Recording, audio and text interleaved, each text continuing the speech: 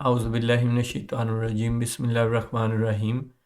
सूरा नंबर 42 आयत नंबर 38।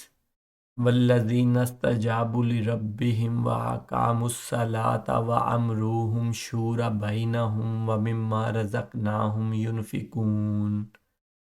और अपने रब के फरमान को कबूल करते हैं और नमाज की पाबंदी करते हैं और इनका काम आपस के मशवरे से होता है और जो हमने इन्हें दे रखा है उसमें से देते हैं।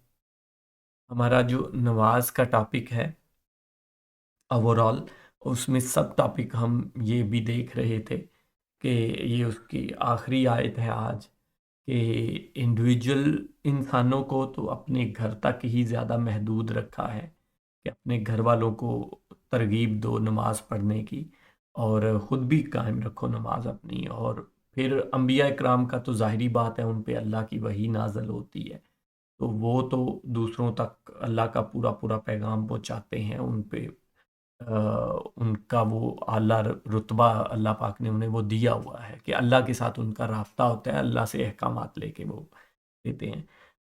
तीसरी चीज़ ऐसी थी कि एक इंसान जो है वो मिल के, या उनको कहीं इक़्तिदार हासिल हो जाता है या वो मुसलमान अपनी एक हुकूमत या मुल्क बनाते हैं, एक माशरती निज़ाम बनाते हैं, उसमें तो उसमें क्या होना चाहिए, उसके लिए पिछली भी एक आयत मैंने की और अभी ये भी जो है आयत, एक तो वो था कि पिछली आयत में हमने देखा तो कि उन्हें कहीं अल्लाह उनके पाँव जमा देता है तो वो नमाज का कायम करते हैं, ज़कात अदा करते हैं और जो है मतलब बुरे कामों से रोकते, अच्छे कामों की तरगीब देते हैं और बुरे कामों से रोकते हैं। एक तो वो हमने पिछली आयत पढ़ ली।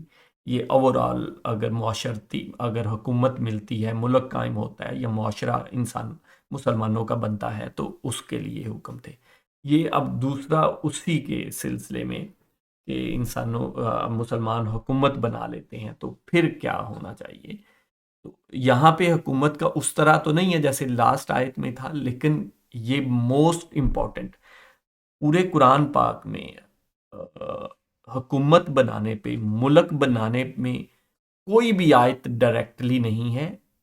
कुछ चंद वही जैसे कि लास्ट हमने की है वो है कि पाँव जमा दिए या इक़्तिदार दे दिया, या इस तरह दूसरे अंबिया इकराम की बात हुई है कि उनके पाँव जमा दिए या कुछ ऐसा।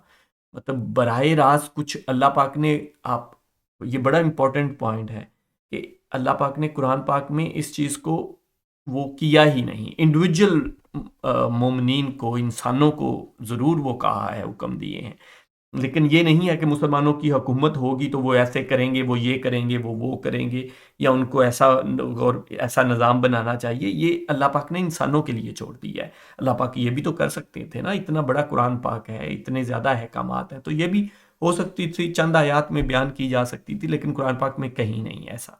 यही सबसे मोस्ट इम्पॉर्टेंट आयत जो है ना, ये वाली जो आज कर रहे हैं, यही कंसीडर होती है कि अगर कहीं गवर्नमेंट बनेगी या मुल्क बनेगा तो उसकी बेस किस चीज़ पे होगी, वो इस आयत में है, वो भी हम देखते हैं। ये आयत जो है मैं कोशिश कर रहा हूँ आप लोगों के साथ शेयर करूँ ताकि आप खुद भी गौर व फिक्र करें, मेन मकसद यही है, बाकी मैं सिर्फ आप लोगों के तक पहुँचा रहा हूँ। अच्छा, जैसे इसके शुरू में देखें और अपने रब के फरमान को कबूल करते हैं, तो अगर आप कंटेक्स्ट भी पढ़ें ना, इससे पिछली और अगली आयत भी पढ़ें, इससे पिछली आयत में जिक्र हो रहा है कि जो मुख्तलिफ जो लोग ईमान लाए वो क्या क्या करते हैं, ये सारा बयान हो रहा है। तो यहाँ भी इस आयत में भी वही कंटिन्यू हो रहा है कि अपने रब के फरमान को कबूल करते हैं, वही जो मोमिनीन है, ईमान लाए हैं, और नमाज की पाबंदी करते हैं, जो हमारा मेन टॉपिक है कि वो नमाज की पाबंदी करते हैं। ये अगली जो बात है ये बहुत इंपॉर्टेंट है, और उनका काम आपस के मशवरे से होता है। व अमरुहुम शूरा बैनहुम, ऊपर लफ्ज लफ्ज का भी तर्जुमा है तो आप पढ़ लें। और इस सूरा का भी नाम जो है वो सूरा शूरा है। ये सूरा का नाम भी यही शूरा है, कंसल्टेशन, मशवरा करना, कंसल्टेशन करना, तो वो खुद सूरा का नाम भी यही है।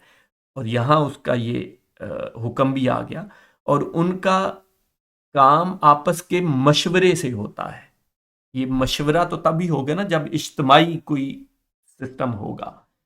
ठीक है, यहां भी कोई मुल्क या उस तरह, मैंने जैसे पहले भी डिटेल में बताया कि उस तरह तो नहीं है, लेकिन इज्तिमाई तौर पे मुसलमानों की इज्तिमाई जिंदगी के बारे में बात हो रही है। और इज्तिमाई जिंदगी जाहिर बात है, हमारी कोई मुल्क होगा या मुल्क में ही हो सकती है, या कोई मुआशरा होगा या कबीला, या जैसे पहले कबायली सिस्टम था तो वैसा।